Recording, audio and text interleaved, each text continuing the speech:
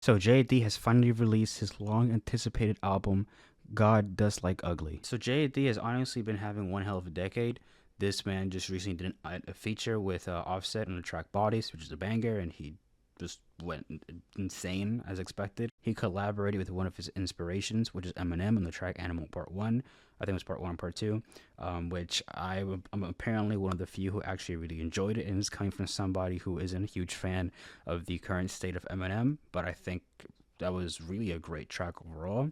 And he also did that incredible feature on the track Gold Feet with Freddie Gibbs, in which this man was not on this planet when he was rapping. And aside of features, it seems that JD has honestly opened a lot of doors in his path. He's been seeing a lot of commercial success. As I said, he did do that feature with Offset, so that kind of seems him going a little bit more in the mainstream. Plus, he had surround sound become the hit that it was. If I'm not mistaken, it was like a viral TikTok hit during the time it came out. The Forever Story came out, so that was a very interesting thing to experience as well. JID having a viral hit, TikTok especially, was kind of weird, but still, it seems that like his fan base itself has been growing and growing and growing. And if I'm not mistaken, his Spotify count right now, it's like at 21 or 22 million Spotify listeners, and which is insane because I remember when this guy had like maybe 2 or 3 million when he dropped DiCaprio 2, which it's still crazy thinking about this day that it's been that long ago. But anyway, just seeing JID evolve throughout the years has honestly been such an incredible thing to witness. Again, with the Forever Story, he dropped an excellent record. Again, with the Forever Story, I mean, what hasn't been said about that album? It's fantastic. It's excellent. It's his most conceptual and I would say his most introspective record to date. It just shows so many sides of JID, and there was so much effort put into the album. Like the production was just top notch overall, and it was an upgrade from his previous records. And I think he said that he actually took singing classes so he could nail the pitch on songs like Cody Blue 31, which are nothing short but phenomenal. In anticipation of this album, he released a short EP called GDLU Prelux, which I think is supposed to be God doesn't like ugly, but just like the prequel version. And again, it had that song with Eminem. It had a song with Six Lack, Lil Yachty, and I believe somebody else, if I'm not mistaken. I wasn't super moved by the EP aside of the song with Eminem, maybe the intro track. But it was just something to feed the fans, kind of say like, "Hey, I'm still here. Here's a little something before I drop the album." I think he also released like two freestyles, one with the Hood by Eric Beat and something else in YouTube, and he's planning to I think clear it soon, which would be nice. But yeah, he's just still trying to feed his fans instead of just doing features, which I thought was very nice and cool. But yeah, I mean, fast forward now, we have God Doesn't Like Ugly. And I would say this is a very interesting record, mainly because the approach to this album is kind of confusing, but sort of makes sense at the same time. It seems that JID wanted to sort of bridge the gap between his more underground space and his more mainstream space. Because I remember when DiCaprio 2 came out, that was kind of like when people started to really notice JID. Obviously, he dropped the Never Story, which had a lot of people pay attention to him, with Never, I think, being a very popular song, especially with the incredible beat switch. But DiCaprio 2 turned a lot of people to JID, and it had him almost seen like the underdog, but at the same time having this push from J. Cole and Dreamville in general. And it seems that in this album, he wants to maintain that fan base while at the same time go a little bit further and have a much more like commercial playfield, in which he has features here from Don Tolliver to Six Lack to Ty Dolla Sign, which kind of sees him going more into his R&B bag, which is something that I will discuss soon, and I'll explain why it's a strange transition, but it kind of makes sense. This album starts off incredible with the track "You Ugly" featuring West Side Gun, and it's a song that it's just very insane. I mean, it starts off with West Side Gun just like shouting in the mic, talking about West Side Gun stuff, basically, kind of hyping JID up. And this song is like a 5 or 6 minute song that has such an incredible like just progression overall. It has like beat switches left and right, and I think that JID tackles it so perfectly. And there's a couple one-liners in there that were just very interesting. There's a couple bars too where he's talking about how people are like kind of listening to music with like calculators, like they don't appreciate the art that's in front of them. They don't try to understand it. They just care about the numbers. It's like a whole number game for people, which is one of the truest bars in recent memory too many people look at music with calculators and think that equals quality or just good content. But yeah, I mean, in this album, he's kind of opening up, kind of saying that he sees himself as maybe as like a sinner, uh, unholy. Basically, he had to do things that he wasn't proud of, but things that got him ahead and things that he deems are necessary to progress his career. The track Glory kind of expands more this, philosophy that JD has of doing things for the glory, kind of entering his second prime almost. That's what it feels like with this song. It's almost like he's doing things for glory. He's doing things just more for reputation, and just to surpass his past self and become an even better self of himself, which almost sounds like a Dragon Ball Z type of plot line in which Goku is unlocking these new different type of versions of himself. I don't know why I'm making the comparison, but that's how it sounds like to me. The track Work, which was obviously a single that was ahead of this album, I think it was like 3 or 4 months ahead of this album, which is crazy now thinking about it, just how time just went by super quickly. This single, when it first came out, I was a bit 50-50 with, because I was like, it seems a bit too safe for JID, especially comparing it to a track like Surround Sound, which was one of the lead singles of the Forever Story, being so damn fantastic, being catchy, being aggressive, being that JID that we always love, and this song kind of feeling a little bit dumbed down. But in the context of the album, I really like it. I really enjoy it. It's just a fun little banger. It's nothing too much to think about. I think the sample choice is really good. I think the beat is hard, and there's just a lot of parts in here where I think the progression is very nice. I think JID flows his ass off in this song. Like, it really works very well. And just made me appreciate this song much more. As I mentioned earlier, it seems that JID still wants to bridge his fans that were there in the underground and his potential more commercial fans, since he wants to kind of like just have the best of both worlds. In the track Community, he has a surprise guest feature from Clips themselves, which blew my mind. At first, I thought I was hearing like an AI generated Pusha T verse, because I was like, is this Pusha T? Like, I was like surprised. I was like, there's no way this is him. And then Malice just joins in, and I was like, yeah, this is the Clips. So honestly, Community is one of his best written songs ever. JID embodies his very aggressive voice, where he's insanely pissed off of his environment surrounding him, how his community is in peril, and how he really needs to change his life. He doesn't want to keep on living this life. He fears that his family is just going to go down and down and down if he just stays here. It's way too dangerous. So he moves to Virginia to further pursue his music career and just him as a person, in which it's very nice. It's a very nice transition because, Clips is from Virginia. They always rep Virginia. And just when Pusha T kind of joins in, like putting his perspective how Virginia is, like it's as messed up as it is back in your hometown.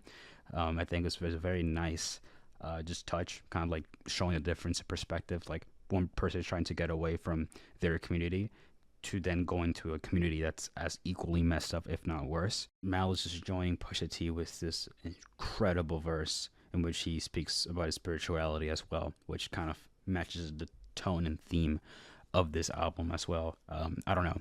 I think this is a very shocking reunion, like especially since Clips just put out Let God Sort Him Out, which is like probably my favorite album of this year so far. Which, man, I don't know. It just seems that Clips is not going to run out and they're going to keep on making music. But anyway, back to JID. I don't know. I think this song overall was just very well structured, very unexpected. And I think that it just shows so much. There's like a lot of just things going around this song, in which at first I thought it was like a little bit like chaotic and a bit too distorted, but then it just beautifully transitions to the Clips side, and I was like, this is like what hip hop is about. This is hype. I'm very surprised that Comethazine is starting to be sampled in the songs, because the track Jeezy samples a Comethazine song. I forgot the name of the song, but you already know how it goes if you listen to like the first second of the song. It was everywhere when it came out. But yeah, this song is just nothing but like just kind of a banger bop song. There's nothing super deep within the song itself. Kind of reminds me, it's like one of the banger parts of the album, similar to Work. Nothing much to think about. Just admire JID's flow, his penship, and just have fun, which I really appreciate it. It's very interesting because the track following this, VCR with Vince Staples, is a very, very deep and detailed song. And I love the rhyme scheme in this song. Um, like JID kind of goes in this countdown from 1 to 10. He's listing like a bunch of of these things that are affecting him, and he kind of like I think it's this song or the song "Glory" in which he like references a Fibonacci sequence. He says it's like 2 3 5 or 2 3 3 5, or he says like doesn't know the Fibonacci sequence. But at the same time, he knows it because he's going 2 3 5, which is the Fibonacci sequence, if I'm not mistaken, which I thought was kind of creative and nice. Then Vince Staples also has an incredible verse, and he joins in with that rhyme scheme that JD laid out with the 1 through 10, and him rap going and going and going, talking about like his personal trauma and stuff, and just like the PTSD surrounding his environment.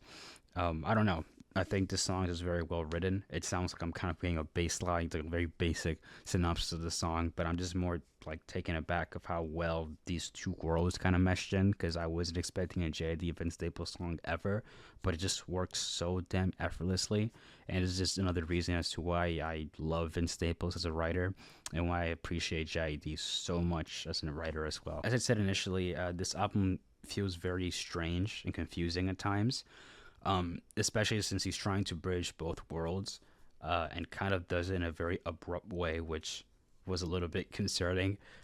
In the track Skate with Sierra and Earth Gang, it's not a bad song by any means, but it's such a strange like tone shift in which it sounds much more like poppy, yeah, just like celebration type, from the very dark VCR, and just some of the other songs that were just much more personal about JID's trauma and PTSD and just the stuff that he had to went through, and the things he had to sacrifice to get to his, his passion for music.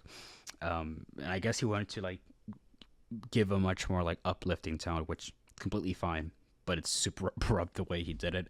And he does this thing for like the other three songs as well. Like this guy really wanted to make a much more uplifting part, and I believe he explained on Twitter that it was much more for he made R&B songs for his female audience, so they would have songs to kind of party, listen to, just chillax on, not think that much about, which I appreciate, but at the same time, it's still kind of strange. Just this tonal shift is like a huge 180.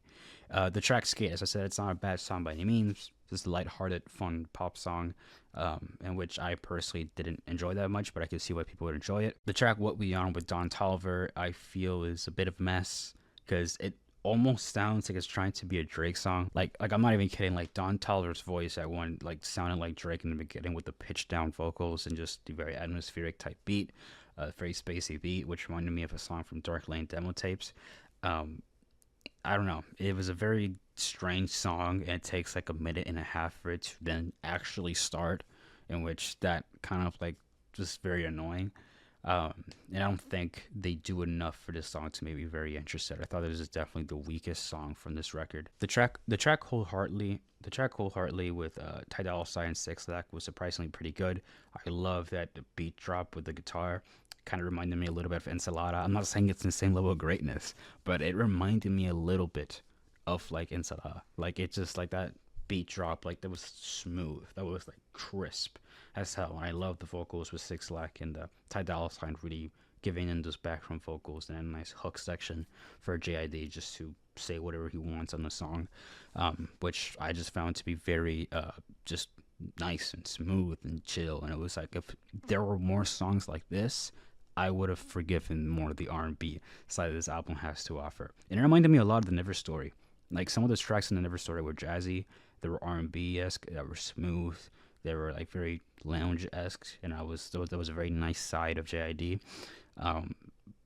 But yeah, just kind of gave me nostalgia for Never Story. The track No Boo with Jesse Reyes, which I'm not a huge fan of Jesse Reyes right off the bat, but I thought it was an okay song. It wasn't bad. It kind of like it's very strange because JID speaks Spanish in the song because Jesse Reyes I think is Latina, but I don't know. It's much more about like relationship issues and more about JID not appreciating what's in front of him, and I guess Jesse Reyes playing this girl who is interested in JID and he's not noticing it, and he's kind of alone and sad and lost in his turmoil, and he's not appreciating what's in front of him. But yeah, I thought the song overall was okay. It doesn't have that much to offer, but I don't necessarily hate it. The track And We Vibing interlude, it's just a 41-second interlude that doesn't really add much to the album. It has a nice build up, not gonna lie, has a nice foundation, but it just never is explored properly. So I just kind of discard it a little bit. It's very funny because then the next three tracks are nothing but bangers. I mean, this guy goes off on the song on McAfee with Baby Kia. It's a loud, aggressive song. I could have sworn Baby Kia sounded like Denzel Curry. I thought it was Denzel at first, and I was like, oh my god, he's in the song. But yeah, it's loud, it's distorted, it's supposed to get you hype. It's another banger. It's short. Honestly, it's just a nice experience. It's a very nice experience, very nice, aggressive, kind of channeling that old school JID with much more distortion added to it. It reminded me a lot of Stick, which was one of his better songs as well. The track Off Blue with Mereba is such a well-written song, well-structured as well. It didn't feel its time. Its runtime, which is 6 minutes and 36 seconds. Kind of similar to Community in terms of speaking a little bit more about trauma stuff that's going on within his life. And I think that just beat switch that goes on in the middle is just perfect. Kind of gives JID more room to again communicate whatever he wants to communicate. It doesn't feel like it's abrupt. It feels like it's very natural. And I wish we had more songs like this. I know it's hard to create songs like this, but honestly, when it happens, it's perfect. It's really incredible. It just shows how JID really cares about properly structuring these songs in general. The track K Word with Pastor Tony is this song which just it talks about more about karma and how it's gonna come and get you and stuff like that. It's very interesting, mainly because JID with the theme of God does like ugly, him being accepted by God despite him being ugly as an individual, the way he feels it. And kind of like karma like coming against him for his actions, for being a sinner and stuff. I think Pastor Troy also puts up a very just interesting performance. This man really goes off, honestly, in the song. It's a very nice feature. I kind of forgot about what he was saying in the song and just honed in that performance because this is one of the best features that I've heard in a JID song. And the album closes off with a very beautiful closer track with the track For Keeps, in which JID kind of goes on this instrumental. It reminded me a lot of like a Kanye College Dropout type of ending. I believe it's Last Call, the ending for College Dropout, in which Kanye kind of goes on about his family. I think it's Family Business. Is it Last Call or Family Business? I'm not entirely sure, but one of those songs which kind of Kanye is talking more about his journey to get where he's at, his family, his friends, stuff like that. And this feels like a diary-esque track, in which I really appreciate. It's kind of like JID kind of meditating, kind of saying, I've gone through all of these terrible things that I've gone through, but I still succeeded in the end, and I still feel like I still have much more to give. And it's a very beautiful song, mainly because it kind of ends with JID like saying that he has a baby, he has like his kid, and his kid's like talking to the mic, which that was very cute and nice. But yeah, also if you hear rain, that's just like Florida weather. I'm sorry about that. But yeah, honestly, I thought the track was very cute. It's very nice. And just a very warm way to close the album in general. It's nothing super like mind blowing, but I feel like that's the point. It's supposed to be short, nice, and simple. But yeah, overall, I did really enjoy this album. I would say that it's one of his better conceptual projects. While I don't think it's at the same level as The Forever Story, I still feel that it's just a great album within itself. Like, comparisons aside, it's just really good for what it offers. Yeah, it has some structural stuff that I'm not a huge fan of. The abrupt, R&B section is kind of weird and awkward. And some of the features don't mesh in that well. But overall, I thought it's just a good album. It's really good. It's very well put together. When he goes off, he reminds us why he's needed in the rap game. JID having this insane flow and still having words that are understandable. Not using that rapid flow as sort of like a way to just dress up what he's saying. I think it's very interesting and very unique. And yeah, this album overall, really enjoyed it. It's a little bit safe at times, but it's still great. I really liked it. So yeah, what do you guys think about this album? Did you guys love it? Did you guys hate it? Let me know in the comment section down below. Also, if you enjoyed this video, please leave a like. Subscribe, turn notification bell on so you don't miss an upload for me. And yeah, see you guys next time. Peace out, everybody. And stream God That's Like Ugly.